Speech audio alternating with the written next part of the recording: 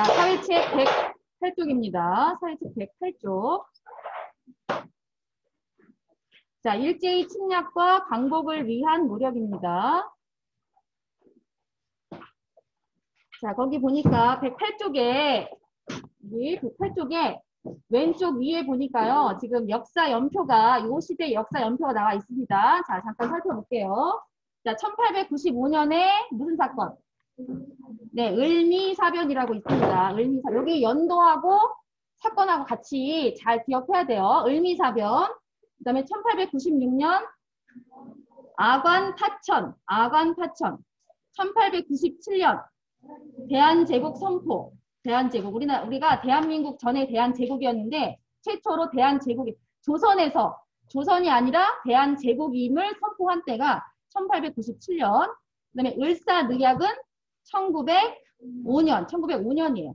을사늑약으로 우리가 완전 우리나라 주권을 뺏긴 거죠. 우리나라의 주권을 일본한테 넘긴 것이 을사늑약 1905년입니다. 치욕적인 일이죠. 그 다음 고종황제 강제 퇴위, 군대 해산 1907년. 고종황제가 우리나라 조선의 왕이 강제로 끌려 내려왔어. 일제에 의해서. 그리고 우리나라 조선 군대가 해산됐어요. 해산. 다 뿔뿔이. 다 해산시켰어. 일본이. 그 다음에 1909년 안중근 의사 의거. 안중근 의사가 뭐 한 사람이니? 이토 히로부미를 저격한 사람이죠. 이토 히로부미를 저격해서 이 사람 잡혀서 이 사람도 사형당했죠. 자, 1910년 국권 피탈. 우리나라 국권을 완전히 뺏겼을 때가 1910년이야. 1910년 국권 피탈. 그 다음 1919년에 3.1운동 유관순 열사가 활약한 3.1운동이 있었고요. 또 대한민국 임시정부 수립. 대한민국 임시정부를 어디다가 수립했을까? 상하이. 중국의 상해에다 대한민국 임시정부 수립했고요. 1932년 윤봉길 의사 의거. 윤봉길 도시락 폭탄 알죠? 도시락 폭탄 던져서 거기 관리들한테 상해를 입힌 사건. 윤봉길 의사 의거. 그 다음에 한국 강복군 조직 1940년. 그러니까 1907년에 조선의 군대가 다 해산을 당했는데 그동안 공식적인 군대를 만들지 못하고 있다가 1940년에 한국 강복군을 조선 땅이 아니라 중국 땅에. 조선은 이미 일본한테 땅이랑 국권이랑 다 뺏겼어요. 그래서 중국의 상하이 그쪽에 대한민국 임시정부도 수립을 하고 거기서 독립운동을 주로 합니다. 그래서 한국 강복군이라는 것도 1940년에 조직을 하게 됩니다. 자, 이렇게 하고요. 우리나라가 광복이 된 것이 몇 년도예요?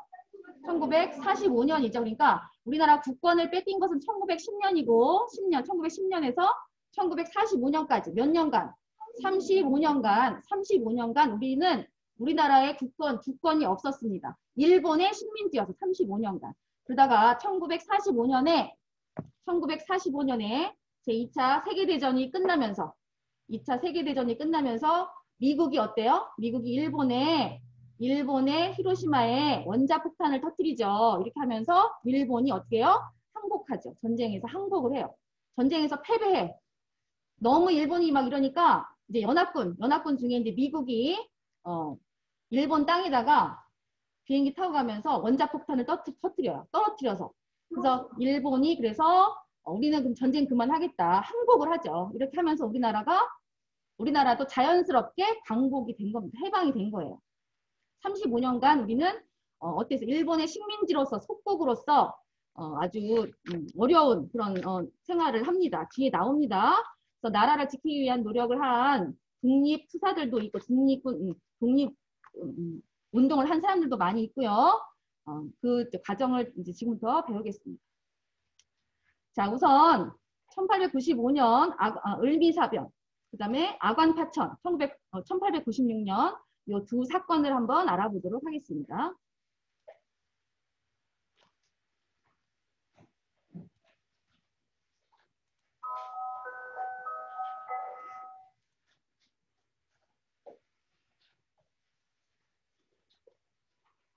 청일전쟁에서 승리한 일제는 조선의 침략을 본격화하며 정치에 더욱 깊이 간섭했습니다. 이에 고종과 그의 부인인 명성황후는 러시아 세력을 끌어들이는 등 외교적인 노력을 하면서 일본의 간섭을 막으려고 했죠. 여기에 고종의 아버지가 누구예요? 흥선대원군이죠. 그러니까 흥선대원군과 아들과 명성황후는 며느리죠, 며느리. 이 세 사람의 싸움이야. 이 세 사람의 싸움이었는데 흥선대원군은 누구 편? 흥선대원군 누구 편? 명성황후는 누구 편? 이렇게 해서 외세를 끌어들이면서 서로 세력 다툼을 하면서 외국 세력이 일본 세력이 점점 이제 잠식을 하게 됩니다. 당시 명성황후는 외교 정책의 제안자이자 고종의 정치적 조언자로서 적극적인 역할을 했는데요.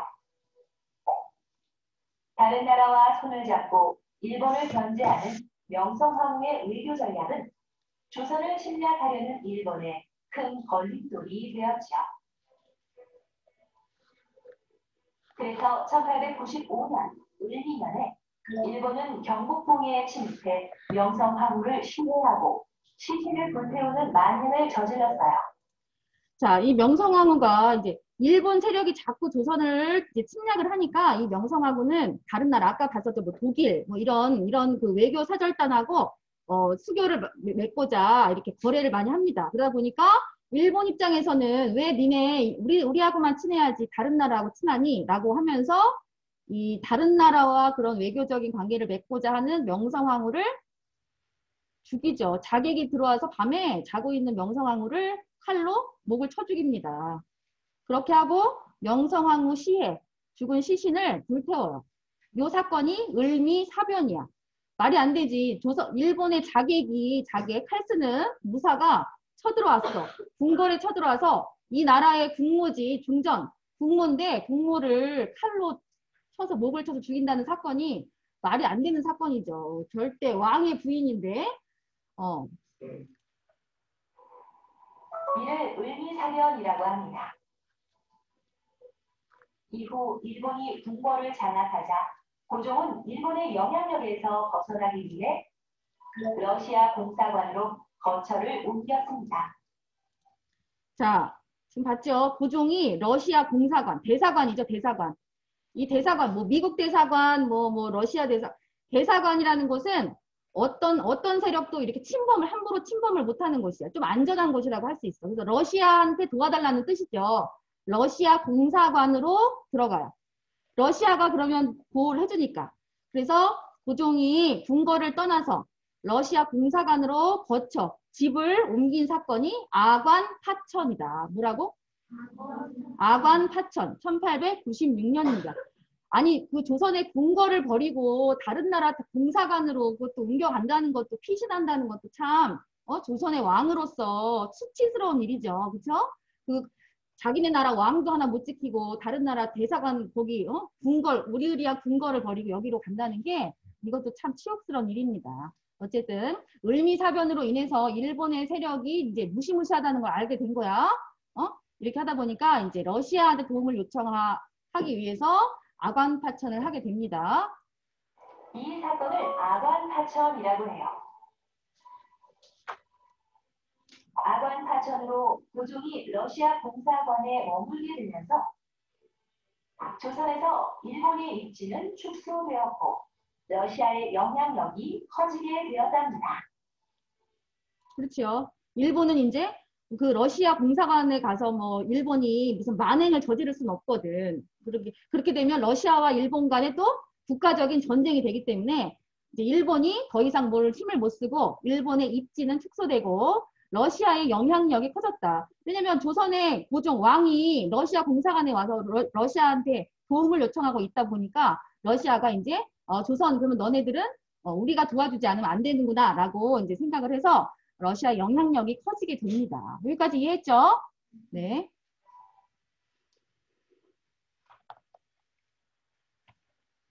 자, 정리합니다. 책에다가 다 밑줄 쳤어요? 보면서 이미 다 쳐있니? 네. 자, 청일전쟁 이후. 청일전쟁은 얘들아, 청일전쟁 들어봤죠? 지난 시간에 무슨 사건 하면서 청일전쟁 나왔지? 동학농민운동 하면서 나왔죠. 동학농민운동 지난 시간에 배웠는데 거기에 동학농민운동 하면서 청일전쟁 몇 쪽에 나와 있어? 107쪽 보세요. 107쪽에 맨 위에 줄 동학농민군이 물러난 후에 일본과 청은 조선에서 영향력을 넓히려고 전쟁을 벌였다. 그게 뭐라고요? 청일전쟁. 청일전쟁. 자, 청일전쟁 이후에 조선의 상황은 전쟁에서 승리한 일본이야. 일제는 일본 제국주의를 줄임말이야. 일본 제국을 줄임말로 자기 나라의 이익을 위해 여러 나라를 침략한 일본을 일컫는 말이 일본 제국주의라는 게 자기네 나라 이익을 위해서 다른 나라를 막 침략하고 전쟁하고 그런 사상을 제국주의라고 하거든요. 그래서 일본이 이때 그 제국주의 사상을 가졌기 때문에 일본 제국주의라고 쓰고요. 이거를 앞글자만 따서 일제라고 해요. 일제. 안 써나? 거기 밑줄 쳐놨니? 자, 이 상황에서 고종과 명성황후는 일본의 간섭을 막기 위해 러시아 세력을 끌어들이는 등 외교적인 노력을 했습니다. 외교적인 노력. 지금 줌으로 공부하는 사람들 이게 30분 지나면 꺼지거든요. 그러면 그 주소로 다시 들어오면 돼요. 알지? 선생님이 다시 초대 안 해도 아까 초대 저기 주소 있었죠? 거기를 누르고 다시 들어오면 됩니다. 자, 을미사변은 1895년, 이때가 을미년이야. 1895년 일본이 경복궁에 침입해 명성황후야, 황후. 헷갈릴 수 있어. 왕후인지 황후인지. 황후야, 황후. 왕의 부인이기 때문에 황후입니다. 황후. 명성황후를 시해했다. 시해. 왕이나 왕비 등 윗사람을 죽이는 것을 시해라고 합니다. 시해.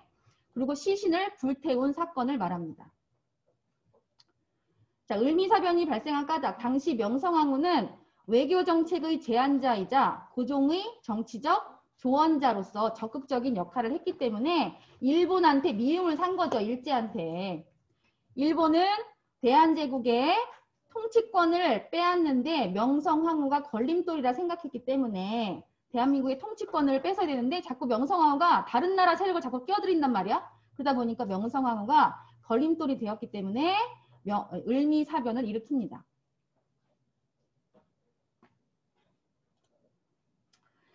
자, 을미사변 이후 일본의 영향력에서 벗어나기 위해 고종은 어디로? 러시아 공사관으로 거처를 옮긴 게 아관 파천이야. 파천이라는 것은 임금이 본국을 떠나 다른 곳으로 피하는 것이 파천이고요. 아관은 이 아는 러시아 아자야. 러시아 아자. 그다음에 관은 공사관 할 때 관.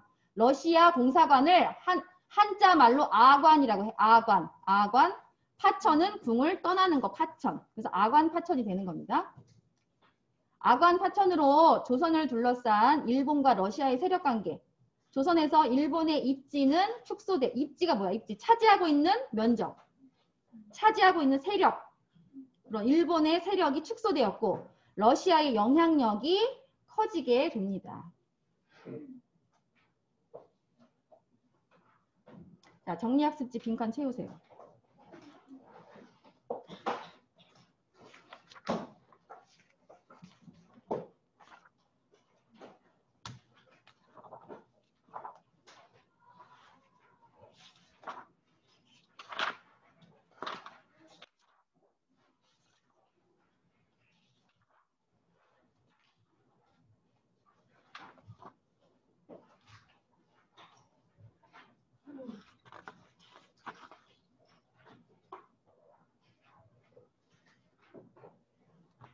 정리학습지 62쪽이죠. 2개.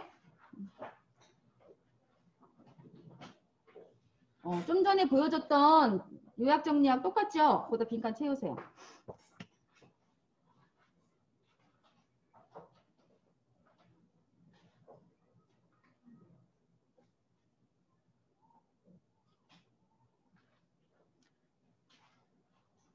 네, 지금 쉬는 시간이라 5분간 쉬었다가 사회 계속 하겠습니다. 5분간 쉬었다가 다시 하겠어요. 여기 줌 들어오는 사람 5분 있다 다시 들어오세요.